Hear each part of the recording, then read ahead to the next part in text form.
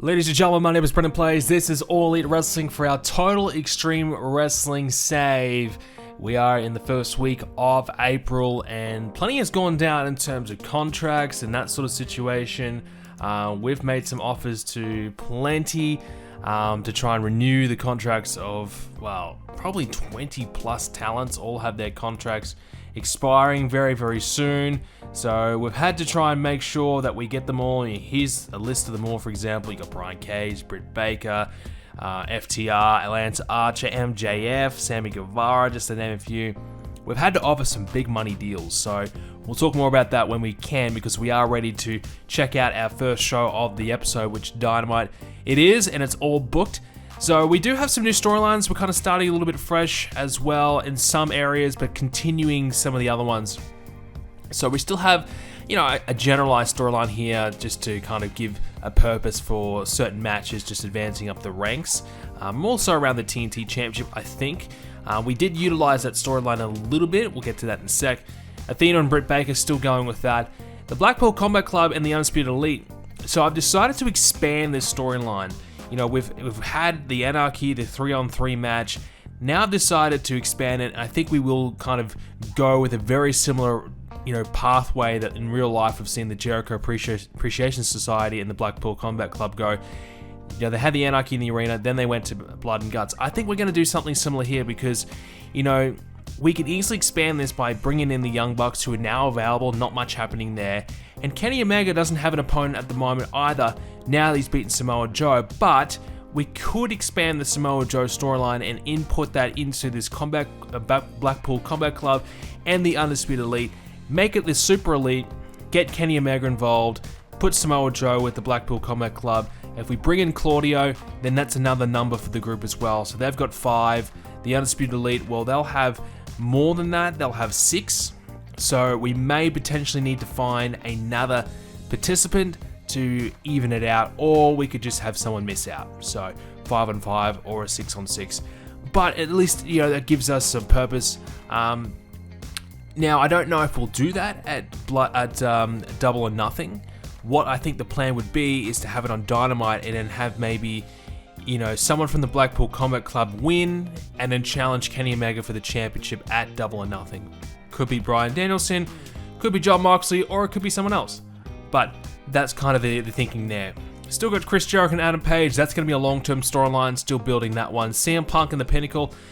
Well, I think we'll continue this, but we might insert Wardlow into this and kind of go with CM Punk and Wardlow for a little bit, and then maybe we circle back to MJF and CM Punk and have a third and final match between them, or we kind of go our separate ways. So that's kind of where I'm thinking.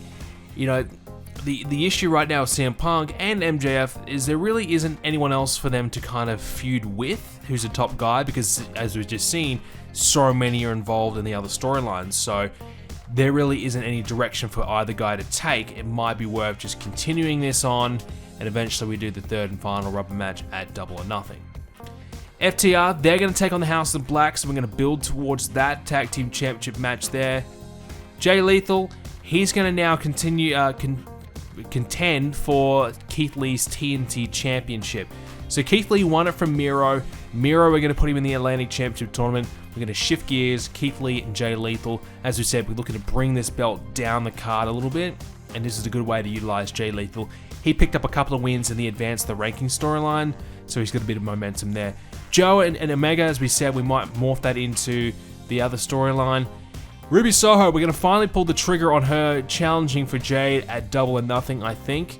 So we're going to start building towards that. Stretching Crew and Tay J for the women's tag titles. We're going to build towards that.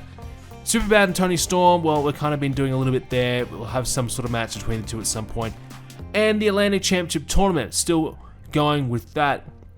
Now, with that, obviously, there's going to be a spare spot available if we remove Samoa Joe. Now, the idea was it was going to be Claudio.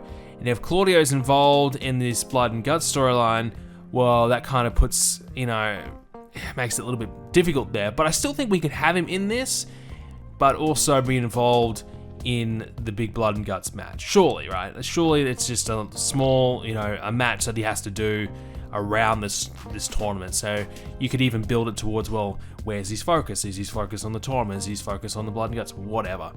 but I think we can make that work anyways.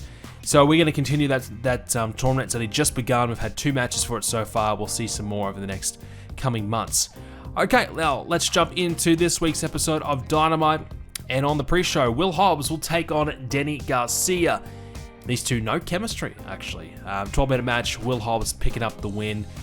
Will Hobbs is a little bit out of the mix at the moment. We don't have anything for him. I mean, we could give him a lower card storyline, but nothing of any significance. So we're just kind of having him have a match, keep him relevant, keep him going. Paul White provides some analysis for the Atlantic Championship Tournament, 76 rated segment there. We mentioned in the last episode how we're going to use Paul White. Well, kind of utilizing him in that, expert analyst role is maybe not a bad little thing for him to do for a little bit, and eventually might get him back in the ring. You could easily do a storyline where he's providing his analysis on a wrestler, and the wrestler's unhappy with the analysis that he gave, and he says, well, prove me wrong, and they have a match. Pretty simple. Top Flight took on the Wingman for 51 as well on the pre-show. Top Flight 50 and 54, really good. Darius is actually outperforming Dante, which is surprising if you can look at what's happening in real life, but very good stuff from Top Flight. They're getting enough popularity and momentum behind them where we can start to maybe utilize them a little bit more. So that's obviously the plan there. Now let's open up the main card here as we have the Super Elite bragging about their recent success. Omega's beaten Samoa Joe. The Undisputed Elite won the Anarchy in the Arena. The Young Bucks, they did lose, so they're a little bit quieter, but they kind of mentioned that, hey, we are ready to fight and join together and continue this fight from the Blackpool Combat Club if they want to continue to do so. So 99 for that one. So we're kind of setting up for, okay, all the Elite are now together, and this could be a much bigger situation than we thought. Miro took on Ethan Page and defeated him in about 7 minutes. Quick and easy work for Miro in the Atlantic Championship Tournament. 78 from Miro, 52 from Ethan Page. Yeah, look, Ethan Page is the least popular guy in the tournament. He's going to take some bad losses at times. Not to everyone, but to someone like Miro who should comfortably beat Ethan Page. That's why he did it in such a short space of time. Speaking of Miro, he is furious that he's now in this tournament instead of getting his rematch. But he says, look, I will win the Atlantic Championship Tournament and it'll be another championship that I have now won. So looking on the bright side, he's not happy that he's not getting his rematch, but at least he's in this tournament. He's got a chance to win another championship. So 86 for that one. Ruby Soho defeats Mercedes Martinez. 62 rated match. Now, I don't think this was an icon. No, this was a straight up singles. And these two women performing at 62 is huge. Bit of a number one contender scenario. Ruby Soho gets a big win to kind of set her up to now look to challenge Jade Cargill. And post-match, Ruby does end up challenging Jade Cargill, who was ringside for that match. And she's ready and happy to listen in to Ruby Soho's challenge as well. 55, so a couple of good segments there. Great match here between Sammy Guevara and Buddy Matthews. 80 rated. Matthews 70. Remember, he's not got a lot of popularity. Sammy Guevara 79. This, of course, a part of the Atlantic Championship Tournament. This is what I'm talking about with the tournament. These sort of the matches that we love. These guys, not much happening with them at the moment in terms of their singles careers, but you put them in this tournament and you create magic, gives them purpose.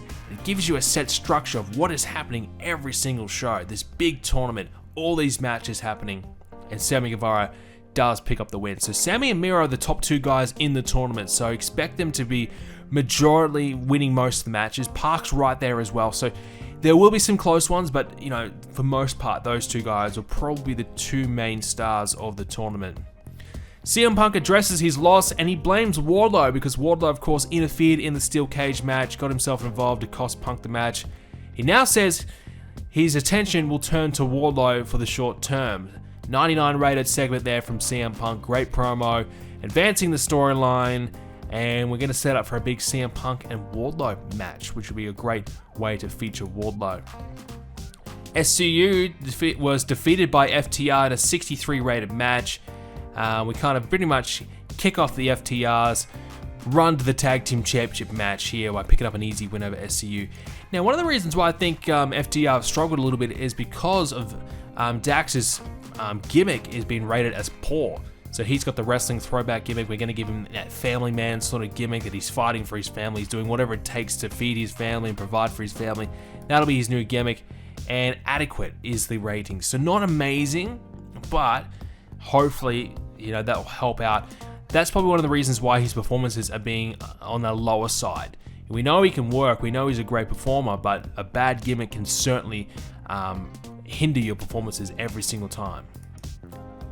Next up, Chris Jericho and Adam Page are backstage. Jericho says that he and Page will be the next tag team champions, 83. So Jericho is just talking about how great they are together as a team. Oh, what a performance we had at The House Always Wins. What a great showing. We're proving how great we are as a tag team. We are on the course to be tag team champions. So Jericho's hyping in this new team up. 83 for that one. So Jericho's promos, not the level that they used to be. Jericho was more around that guaranteed 100 rated or high 90s. Now, around the 80 mark. Interesting. Christian Coalition, which of course is Lance Archer and Andrade with Christian himself. They team up to defeat Best Friends. Wheeler Yuta involved in that one for Best Friends. Andrade, best of the match, 80. That is much better from him. Christian still solid, 75. Lance Archer a little bit lower, 62. Wheeler Yuta, the worst of the match, 42. Yeah, Archer off his game, so... Yeah, look, Christian Coalition, we're still building this team, having these three guys team up a little bit here just to build that cohesion, that chemistry, and that on-screen connection. That's the plan here. As we start, we're just kind of prodding away. Andrade is obviously going to feature really well in the Atlantic Championship Tournament. Archer and Christian, not much happening for them. So we'll need to probably find a suitable opponent, maybe a mid to lower card babyface that Christian and Archer can kind of pick on and beat up and go over, just to kind of, give them a nice little win, give a bit of momentum before we start doing anything more with them. And obviously Keith Lee would have been a good option. Maybe once we move away from Jay Lethal, that might be a good option there. Next up, so we've got Samoa Joe. He talks about his loss to Kenny Omega. Good promo from Joe, 85. Really strong there from him. His in-ring performances have been a little bit low, but his promos have always been really solid. So a nice promo from him, building up that storyline as well. Our main event was Keith Lee. He defended the TNT Championship against Scorpio Sky. Now, this was a massive risk to put Keith Lee in the main event, but I figured his first title defense, let's see it. TNT title on the line. Scorpio Sky is the opponent, which again, huge risk. It did pretty well, 76. I think that's about as good as you could expect. Keith Lee was great, 82, and he's been really, really good since coming in. And Scorpio Sky held up his own, it was okay, 43. Now, because we've got so many of our heels involved in the Atlantic Championship Tournament, we don't have anyone for Keith Lee to really battle in a throwaway singles match, so that's why we had to put Scorpio there. It's a good win for him anyways. Post-match, Jay Lethal does attack Keith Lee to kick off that storyline, 64. That's a weaker segment, so not an amazing way to close out Dynamite, but we wanted to put some spotlight on Keith Lee being the new TNT champion, give him a main event spot, make it more of a bigger deal. Did it work? Yeah, it was okay. It was very much okay. To close out the show, it didn't affect us though. 82 rated show still, because we had a couple other good matches revolving around the Atlantic Championship Tournament, luckily, and obviously some great promos as well. So 82 rated, increasing our popularity in 17 regions. That's exactly what we want to see. Well, just to show you what's exactly happening right now with all these contracts, the WWE are making our life pretty difficult. CMLL are trying as well to get Sammy Guevara off of us. We threw some money at, Baron Corbin, for example, to make WWE's life a little bit harder. Becky Lynch, her contract was up. She had to renew as well. Lots happening with these contracts all around the world. But a few that we have been able to land, let's take a look. So one of them, Marina Shafir. So she's a new one that we're going to bring to the company. I figured now that she's joined AEW more on a permanent basis, we see her quite a bit. We're going to bring her in, so she'll join the main roster. I think for Marina, what we could definitely do is have her and Mercedes Martinez team up. I think you kind of have that really tough woman, bad girl sort of crew that could definitely beat up, and that could be the, probably the top heel tag team quite easily, with just their dominant persona. That could definitely work. So I think that we could have a clear direction for Marina straight away. Yeah, even Michael Nakazawa got a new deal. Same with Jamie Hayter, Aaron Solo, and Diamante. So a few of these, you're probably like, well, why are you bringing them back? But Yeah, we may as well. And we're still waiting to hear from Cesaro, aka Claudio. Is he going to come in? What's the deal there? So that's just to name a few. That's all these contracts we had to renew. And as we said, we've had to kind of offer some big money. MJF, for example, $155,000 per month. So, yeah, well over $1 million a year for him. And Sammy Guevara, well, because CMLL and WWE are offering him so much money, we've had to give him a lot of money as well, over $100,000 per month. 5-year deal. Now, surprisingly, he's happy to sign with us, even though the WWE are offering him more money. So, a little bit of loyalty shown there by Sammy Guevara. Probably because we've got him a 5-year deal as well. We've given him a bit of a pay-per-view bonus as well. Good cut of the merch. So, surprisingly, yeah, I don't know why. This WWE offer is far better. It's just 2 years less. So, I'm shocked that he's decided that he wants to join us and stay with us. To be fair, he has pretty much become a main event star with us. Now, why would you leave a good spot? But that's exactly what's happening there. And there's a few others as well that we've had to kind of bump up the wage a little bit. And some others, like for example, PAC, not too much interest from him. WWE didn't want to offer him anything, which isn't surprising considering what happened with them in real life. But yeah, and even like someone like Cesaro, we haven't had any other companies try and cut us in and try and strip him away from us either. So a little bit fortunate in some ways. Other guys have had to offer quite a bit. And some guys we haven't had to. For example, Lance Archer is another one. So we are financially doing pretty well. We are making enough money to be able to afford some of these contracts. But if you keep getting those MJF heavy contracts, those $100,000+ per month contracts, all of a sudden that $800,000 we made last month, that dwindles down to $300,000-$400,000, and all of a sudden, it can get a little bit tricky. So you don't want to sign too many of them if you don't have to. All right, now let's jump into this week's edition of AEW Dark, and on the pre-show, it'll be Solo and Comorado, the Factory, teaming up to take on the Seidels. The Seidels grabbed the win, 50 rated match in the end. Matt Seidel, pretty good, 59 performance from him. Mike Seidel, decent as well, 48.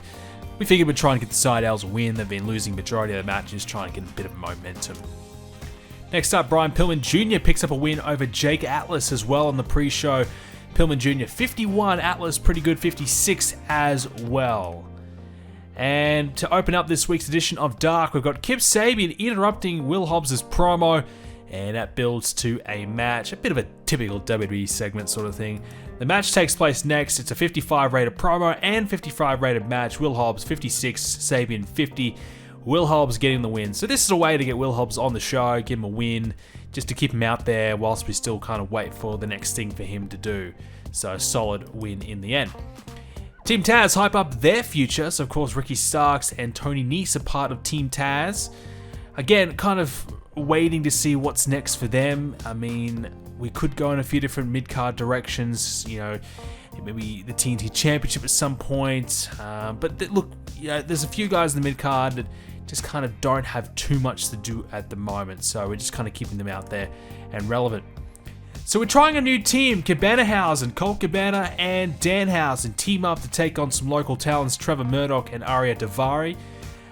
So we wanted to see how this team of Danhausen and Colt Cabana would go. A bit of a comedy team. I feel like the comedy duo would kind of work. We don't have anything for either guy to do because Colt Cabana in our game isn't even in the Dark Order. So he's got nothing happening at all. I don't even think he's in the Dark Order in real life either. I don't know what's happening with Colt Cabana. So, yeah, I figured, okay, well, let's put him with Danhausen. Danhausen, I don't know what to do with him either, so let's throw them together as a team, Cabanahausen. And Danhausen performed at 32, Colt Cabana 46, so it's pretty average. It wasn't that special, wasn't that great, because it's pretty sad when the local talent of Arya Daivari 51 and Trevor Murdoch 44 pretty much outperform our actual talent, so bit of a concern. I mean, it's not a fair comparison because these guys have a decent little bit of a name value. But yeah, a 48 rated match. I mean, here's a promo as well from them. 37 to follow it up. I don't know. It's another team. We need another, babyface, lower card team. Something for both guys to do.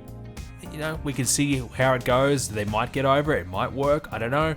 But it's something for them to do anyways. Thunder Rosa defeats Jamie Hayter in a 58 rated match. Thunder 57, Jamie 56. I think it was a eye candy match. Now, I noticed in real life they're doing Toni Storm and Thunder Rosa maybe as a short-term team. And funny enough, we were actually thinking about putting them together in our game already. And they kind of have a loose alliance taking on Superbad. That's why we've included Thunder Rosa in this storyline with Toni Storm taking on Superbad. So, yeah, I mean, the Thunderstorm is the name in real life. I like that. I think we were already thinking about going in that direction, so we might end up doing that as a team. It's a cool name. I didn't even think about it myself, so it kind of works. So, yeah, we'll see if that amounts to anything, and we do need more tag teams badly. So if we can get them, we might as well take them. Speaking of tag teams, The Inspiration have a promo here. 59 rated. They just kind of hype themselves up. They're suffering because they don't have any opponents. We really want them to win majority of their feuds. And whilst we wait for them to get their next title shot, they're kind of just, hanging around, not doing a lot. They would obviously be good opponents for a Thunderstorm, for example. Maybe a Shining Force could take them on. We kind of need an opponent for them. They don't really have one at the moment. Good promo though, 59. TJ have a promo as well, 39 from them. They talk about their competition in the tag team division. More importantly, the Stretching Crew, so they'll be the next opponents for them. Bit of a clear difference though in the promo skills of The Inspiration and TJ. But TJ do have a bit more popularity. They're doing quite well as champions. They've been getting over since becoming tag team champions, and it's still working, but it goes to show we do have some other pretty solid tag teams around in this women's division. Jay Lethal scores a win over Isaiah Cassidy, 67 from Lethal, 68 from Lethal, 57 from Cassidy, 67 rated match. Overall, pretty good stuff. Jay Lethal obviously building him to face Keith Lee for the TNT Championship. This is just a win to kind of boost his momentum. William Regal cuts a promo on the Undisputed Elite, 78 for that one. So he talks about his team's recent loss and I guess the challenge that's been thrown down by the Elite. In our main event, it was a part of the All-Atlantic Championship Tournament. Buddy Matthews beating Ethan Page. 69 rated match. Now, I was a little bit apprehensive as to whether I should have a Atlantic Championship Tournament match take place on Dark, but I figured, okay, I can give this match 20 minutes. I can give it so much time to make it as good as it possibly can be. Why not utilize that? Rather than having a 10-minute match on Dynamite, I can give this match a lot more time, make it better, and make Dark feel more meaningful as well. Because in our version of our game, I feel like Dark isn't just a throwaway, wasted time show where it's just meaningless matches. I feel like we actually do progress storylines and have something happen. It's a minor show, but it's still worth watching. And matches like this, I think, are probably what we need to do more often. So 69 rated for this one. Buddy Matthews got the win, 67 from him, Ethan Page 55. So these two guys are the closest together in terms of popularity for the lowest part of the tournament. So it was either going to be one of these two guys that maybe go through the entire tournament without a win. Well, Buddy Matthews has a win at the moment. Ethan Page could be in a bit of trouble. But 69 for the match is really good. I feel like we got the most we could have out of that one. And it does give us a 66 rated edition of Dark. Now for Rampage, Britt Baker has a promo on the pre-show, 56 rated. Definitely seeing some improvement from her in her promo skills, and she does a good job building her storyline with Athena. We'll see Aria Daivari lose to Tony Nese on the pre-show, 56 rated. Both guys doing well. Tony Nese, 57, and Daivari, 54. So good, solid match. Bit of a throwback to the 205 Live stuff, that one. We'll see Adam Page and Chris Jericho team up to take on and defeat the Seidels. Only a 69 rated match. Jericho 70, Adam Page 73. Look, this team just isn't really good. It's just not kind of clicking. I'm not sure what's going on. It is probably a heel and babyface sort of connection. That could be a problem, but yeah, it's not really getting the ratings that you probably would expect. And even individually, Adam Page's rating is 73. That's really low for him. And Jericho only 70. So not sure what's happening here. Maybe it's just not quite working or not quite clicking. But anyway, 69 for the match. Post-match, Chris Jericho gives his team a bit of a, bit of a confidence boost, kind of talking about how great they are. You know, lets everyone in the locker room know that they are the team to beat, gloating about their victory with Adam Page. And eventually, Adam Page even shook Chris Jericho's hand post-match. So, yeah, something happening now. I mean, it's kind of showing that maybe they're starting to get on the same page, no pun intended. They're starting to kind of work together a little bit. Only 79 for the promo. We've talked about it at length, that Jericho's promos just aren't what they used to be. It's a little bit concerning, and once again, starting to see that. Only 79 for that one. Bryan Danielson challenges Kenny Omega to a match. He says, look, Kenny, if you're going to get yourself involved in this situation, well, how about you and me going one-on-one right now? We can do this. Instead, it's going to be Matt Jackson that steps up and accepts the challenge of Danielson. 88 for that segment. Good stuff. So obviously we're not going to do Kenny Omega and Bryan Danielson just yet, only on pay-per-view. But we're kind of teasing that we might be building towards it in the future. But nonetheless, we kind of need to debut Claudio and do it pretty soon. So we're thinking that maybe we might do some sort of angle after the Matt Jackson and Bryan Danielson match, which we'll do on Dynamite. I don't think we should do it on Rampage. We've already got a big main event set for this week's Rampage anyways. FTR, they score a win over Best Friends, 70 rated match. Much better from both members of FTR. Cash Wheeler 80, Dax starting to do better as well, 79. So I think the bad gimmick was holding him back a little bit, which is, good that we've now fixed that. Chuck Taylor 57 and Trent 60, good from them as well. That's really positive. So a 70 rated match is pretty much what I was hoping to kind of get out of it, maybe even a little bit better, but definitely very acceptable. So good, solid tag team match as we continue to build FTR and the House of Black. So FTR just building some wins, getting momentum, getting their name out there, and doing well. All right, Mark Henry interviews PAC and Sammy Guevara before the main event. So we're going to do a championship tournament match here between PAC and Sammy Guevara, building towards the All-Atlantic Championship in this storyline here. So an 80 rated segment, good back and forth promo. Yeah, this should be a really good match. I don't know how good, but let's find out. 81. Oh, wow. These two actually have no chemistry. That is a surprise. Okay. I thought this match would be it. I thought this was going to be an absolute clinic, a banger, and it sucked. Well, it didn't suck. 81 is still really good, but it could have been a lot better. Sammy Guevara only performing at 67. PAC 76 was really good as well, but again, no chemistry. This could have been so much better. Yeah, that's disappointing. I mean, in the end, we had PAC actually get the surprise win. So I figured, okay, the way this tournament's heading, we could be a little bit predictable here. So I thought, why don't we throw a bit of a curveball early on and have an upset? So PAC gets a bit of an upset. It's not a major one. In terms of popularity, PAC slightly behind Sammy. So in terms of that, it's a bit of an upset. PAC gets a win thanks to the interference of Rey Fenix. So Rey Fenix, who is in the tournament, by the way, kind of screws over Sammy Guevara a little bit. And now we could also have another element to the tournament, Rey Fenix and Sammy Guevara going one-on-one soon. To kind of, they'll have a great match, I'm sure of it. But now there's an extra layer involved. Sammy wants a bit of revenge for costing him points earlier on in the tournament. So, yeah, look, 81 rated match is really good. This tournament, I think so far is really delivering. I'm really happy with where it's going, and there's still so much left of it. So far, so good in the early stages. We have a 76 rated show, which is just good enough to boost some popularity in the USA region. All right, let's take a look at all the post results for Rampage and Dynamite. So as we said, 76 rated show, 1.14 TV rating. It gives us a total 870,000 viewers for this. Rampage, 574,000 in total for the TV rating. Not too bad. So CMLL making it a little bit more difficult as well. They're trying to steal PAC from us. And PAC is going to consider it. So at the moment, he's on $75,000 contract. CMLL offering him nearly $95,000.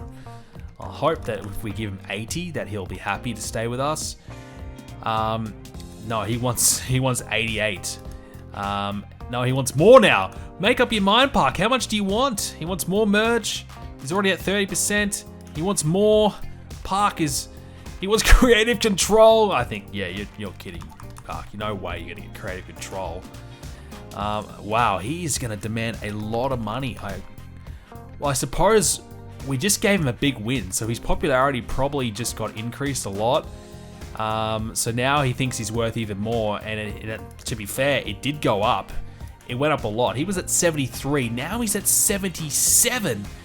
So fair enough, we probably should have still signed that contract first before we gave him a big win. That's a mistake on my behalf. Vicky Guerrero leaves AEW, thank God. See you later, don't let the door hit you on the way out. But what's the damage to Sammy Guevara, I suppose, is what we should ask. Well, he's at 77 now as well. He lost 1 point. PAC gains all that. Sammy loses 1. That is more than fine by me. And now PAC all of a sudden is a massive part of the roster. Huge star. So that is great. And now I guess if you look at the tournament, we've got some serious talent involved.